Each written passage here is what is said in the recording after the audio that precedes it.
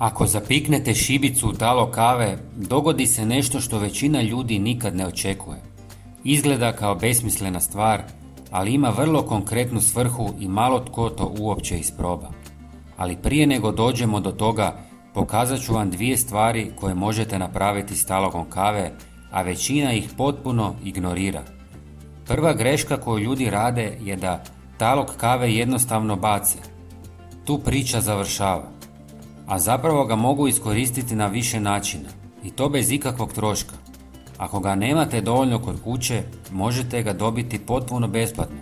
Dovoljno je otići u bilo koji kafić i pitati da vam ga sačuvaju, jer ga oni svakodnevno bacaju u velikim količinama. Prva stvar koju radim je vrlo jednostavna. U pola litre vode dodam malu žličicu taloga i dobro promiješam.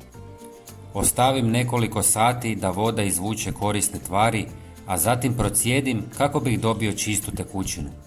Ovo možete koristiti kao blagu prihranu za biljke poput jagoda, paprike ili krastavaca, jer pomažu tlu da zadrži vlagu i daje biljci osnovne elemente za stabilan rast. S vremenom se vidi velika razlika.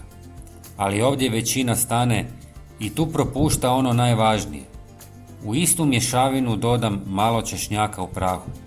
Ne treba puno, dovoljno je da promijeni uvjete oko biljke.